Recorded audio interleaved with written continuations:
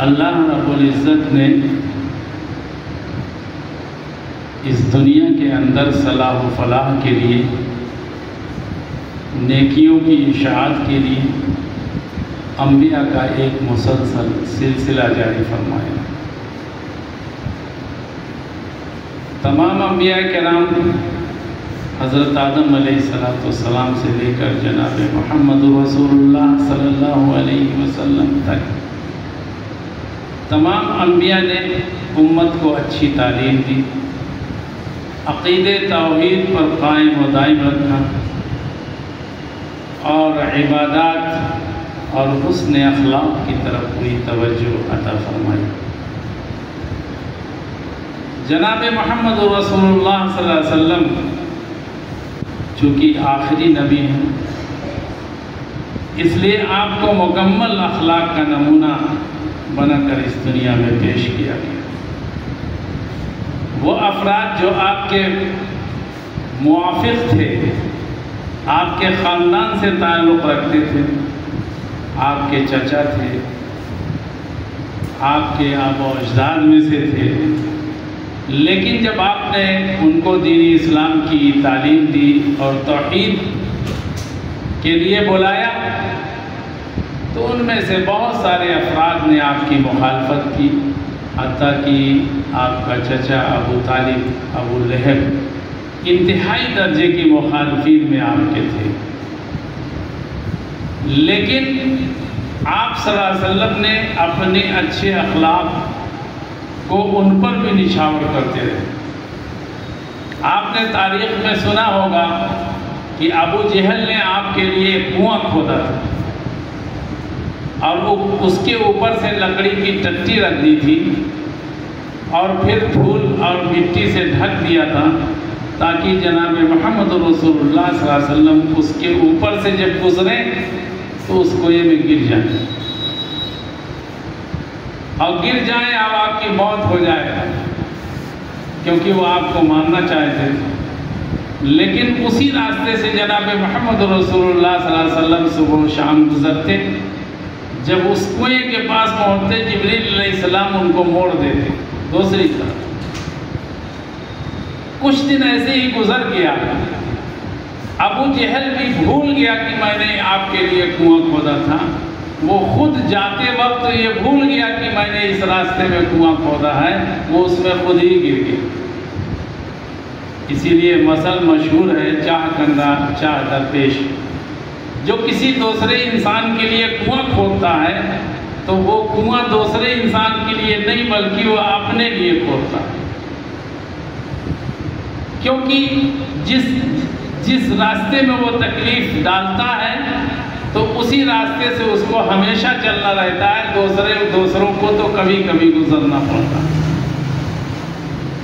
اس لیے اگر تکلیف دہ چیزوں کو راستے میں ڈالتا ہے تو اس کو خود ہی اس مرحلے سے گزرنا پڑتا ہے۔ تواریخ میں آتا ہے کہ جب ابو جہل اس میں گر گیا تو اس کے پورے خاندان والے، آس پاس والے اس کو کنویں سے نکالنے لگے، لیکن وہ اتنا وزن اللہ رب العزت نے بڑھا دیا تھا کہ وہ نکل ہی نہیں رہا، حتیٰ کہ پورے مکہ والے بھی جمع ہو گئے پھر بھی نہ نکال سکے۔ تو ابو جہل نے تنگ آ کر کہا کہ یہ تمہارے بس کی بات نہیں ہے، یہ کنواں میں نے محمد کے لیے کھودا تھا، اسی کو بلاؤ، وہی اگر نکالے گا تو میں نکل جاؤں گا۔ چنانچہ حضور کے پاس خبر پہنچائی گئی کہ ابو جہل نے آپ کو درخواست کی ہے کہ آپ کنویں سے نکال دیں۔ آپ حضور صلی اللہ علیہ وسلم فوراً پہنچ گئے اور نکالا، تنہا نکال دیا کنویں سے۔ کسی عرب اور مکے والوں کی ضرورت ہی نہیں پیش آئی کہ وہ اس میں دھکا دیتے نکالتے، جناب محمد رسول اللہ صلی اللہ علیہ وسلم نے تنہا نکال۔ تو یہ آپ کا خلق عظیم ہے، بہت بلند اخلاق والے انسان ہی ایسا کر سکتے ہیں۔ ایسا وہی انسان کر سکتا ہے اگر کسی انسان کو اس زمانے میں تکلیفوں پر تکلیف کو انسان پہنچائے، پھر اس سے مواخات کا مسئلہ کرنا چاہے تو وہ بالکل راضی نہیں ہو۔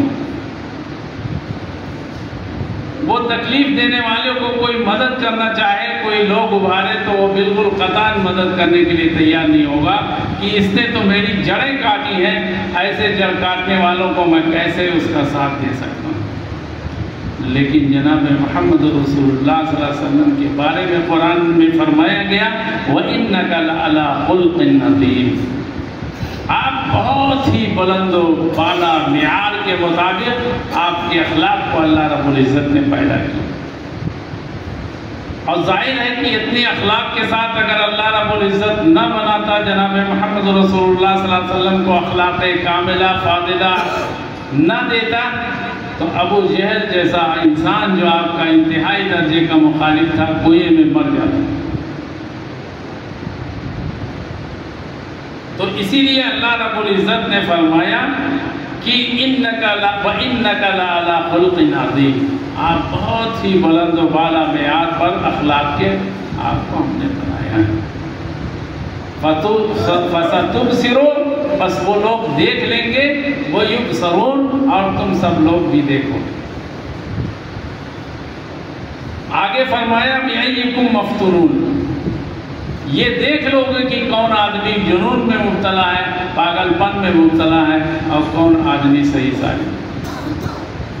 کیونکہ مکہ کے جو مخالفین تھے وہ جناب محمد رسول اللہ صلی اللہ علیہ وسلم کو کہتے تھے ھذا مجنون، ھذا مفتون، اس کا دماغ خراب ہو گیا ہے، یہ تو اس کے اوپر جادو کر دیا گیا ہے، اس کے اوپر ٹونا کر دیا گیا ہے، یہ انسان کی عقل و فطور سالم نہیں ہے، اسی لیے یہ تمام معبودوں کو چھوڑ کر ایک معبود کی عبادت کے لیے ہم سب کو بلاتا۔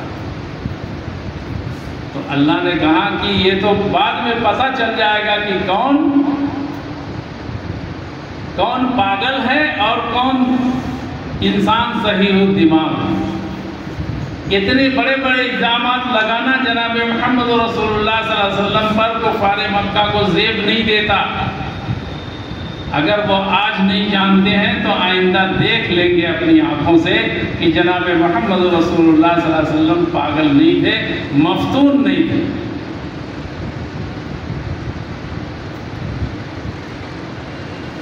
ان ربک هو عالم بمن ضل عن سبیلہ وهو عالم بالمہتدین، یہ تو سب پتہ چل جائے گا کہ کون انسان ہدایت کے راستے پہ تھا اور کون گمراہی کے راستے پر۔ بعض لوگوں کو قیامت آنے سے پہلے ہی پتہ چل جائے گا، اور بعض لوگوں کو قیامت آنے کے بعد یہ پتہ مشاہدے میں آ جائے گا کہ کون انسان دنیا میں گمراہ تھا، کون عقل مند تھا، کون پاگل تھا، کون دیوانہ تھا۔ تو اس طریقے سے جو کفار مکہ جناب محمد رسول اللہ صلی اللہ علیہ وسلم کے اوپر الزامات لگاتے تھے، جناب محمد رسول اللہ صلی اللہ علیہ وسلم نے اپنے اخلاق فاضلہ کی نمائندگی وہاں بھی کی، اخلاق کو نہیں چھوڑا۔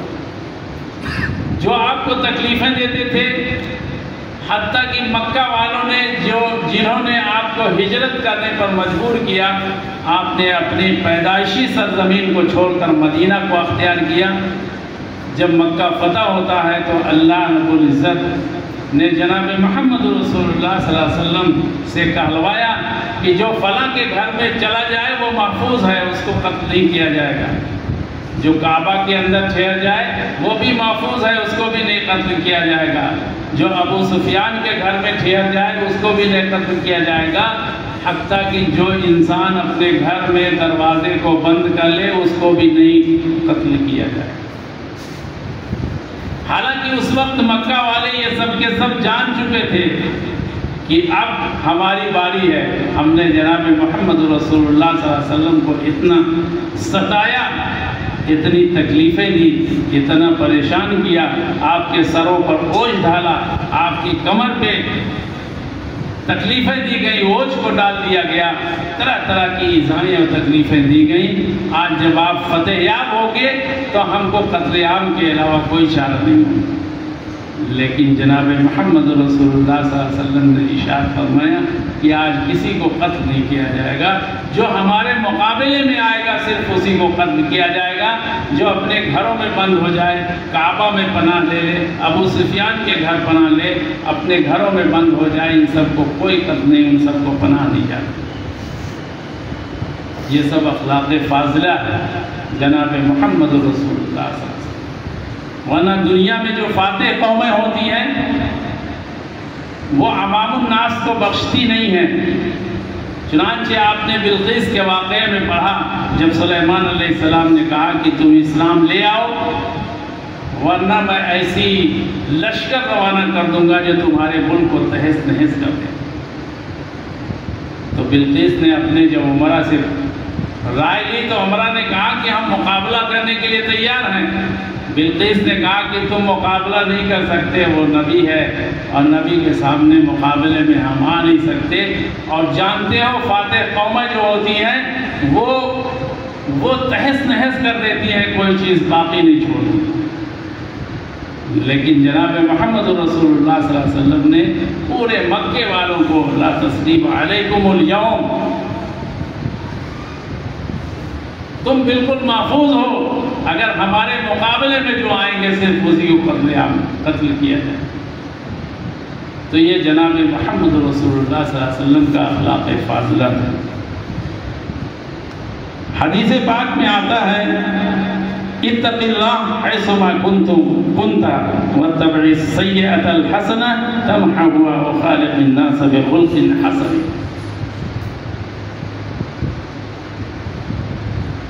جناب محمد رسول اللہ صلی اللہ علیہ وسلم نے ارشاد فرمایا کہ تم تقوی اختیار کرو جہاں کہیں بھی۔ جہاں کہیں کا مطلب یہ سبھی لوگ جانتے ہیں۔ ہم اپنی زندگی میں مختلف جگہوں پہ رہتے ہیں، مکانات میں رہتے ہیں، ہوٹلوں میں رہتے ہیں، پہاڑوں پہ تفریح کرتے ہیں، سمندر میں سفر کرتے ہیں، ہوائی جہاز میں سفر کرتے ہیں، اور اپنے گھروں میں بند رہتے ہیں جس کو کوئی نہیں دیکھتا۔ تو جناب محمد رسول اللہ صلی اللہ علیہ وسلم کی یہ حدیث جوامع الکلم میں شمار کیا ہے۔ یہ بہت ہی مختصر الفاظ ہیں لیکن بہت جامع ہیں۔ تو اللہ سے ڈرو کہیں بھی ہو، چاہے اپنے گھر میں ہو، چاہے بازار میں ہو، چاہے سمندری سفر پر ہو، چاہے ہوائی جہاز پہ ہو، چاہے رات کی تنہائی میں ہو یا کسی غار میں ہو، ہر جگہ اللہ سے ڈرو، اس لیے کہ ہر جگہ اللہ موجود ہے، اور کوئی ایسی جگہ خالی نہیں ہے جہاں پہ اللہ دیکھ نہ رہا ہو، اللہ مشاہدہ نہ کر رہا ہے۔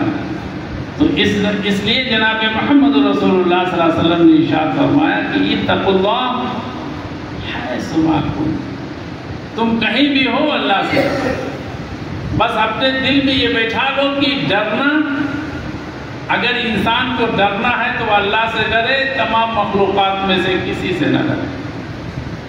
اور ظاہر ہے کہ اگر انسان اپنے اندر صرف اللہ کا ڈر پیدا کر لے تو اس کو دنیا کی کسی بھی مخلوقات سے ڈرنے کی ضرورت نہیں ہے۔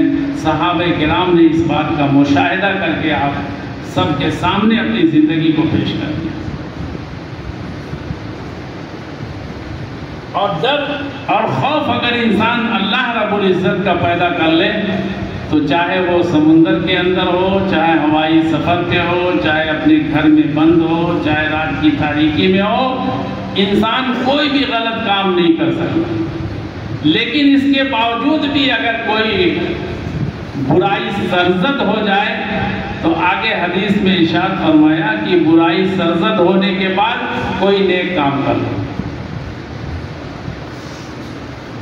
ظاہر ہے کہ انسان برائیوں کا مجموعہ بھی ہے، اس سے برائیاں سرزد ہو سکتی ہیں، لیکن برائی اگر سرزد ہو جائے تو اس کے بعد فوراً نیک عمل کر لے تاکہ نیکیاں برائیوں پہ غالب آ جائیں۔ اس لیے کہ حدیث میں آتا ہے کہ جب کوئی انسان برائی کا کام کرتا ہے تو بایاں فرشتہ برائیوں کا لکھنے والا ہے اور دایاں فرشتہ نیکیوں کا لکھنے والا ہے۔ تو بایاں فرشتہ دائیں والے سے پوچھتا ہے کہ بندے نے گناہ کیا ہے، اس کو لکھ لوں؟ داہنا والا کہتا ابھی مت لکھو، شام تک لکھنا، آج دن بھر مت لکھو، اس لیے کہ ہو سکتا ہے کہ دن میں وہ کوئی نیکیاں کر لے جو تمہارے گناہوں کو مٹا دے، یا بندہ توبہ کر لے جو اس گناہوں کو بالکل ختم کر دے۔ تو فرشتہ نہیں لکھتا، پھر 1-2 گھنٹے کے بعد کہتا اب لکھ لوں؟ نہیں ابھی مت لکھ۔ پھر 2-4 گھنٹے کے بعد کہتا اب لکھ لوں؟ وہ کہتا مت لکھ۔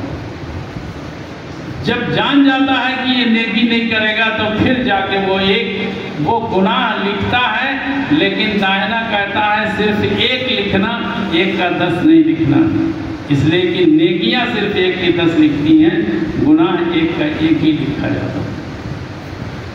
تو اس لیے حدیث پاک میں ارشاد فرمایا کہ گناہ اگر اس کے باوجود بھی سرزد ہو جائے تو اس کے بعد نیکی کر لو، اور اس نیکی کرنے سے وہ گناہ مٹ جاتا، اور خالق الناس بندوں کے ساتھ اخلاق کا برتاؤ کرو۔ جتنا انسان کے ساتھ حسن اخلاق سے پیش آئے گا اتنے ہی اچھائی اس معاشرے کے اندر شائع اور عام ہوگا۔ اس لیے کہ ہر عمل کی جڑ، اعمال کی جڑ اخلاق ہے۔ ایک تو عقیدہ ہے، دوسرے اعمال ہے، تیسرے اخلاق ہے۔ اس 3 چیزوں کے مجموعے کو پورا اسلام کہتے ہیں۔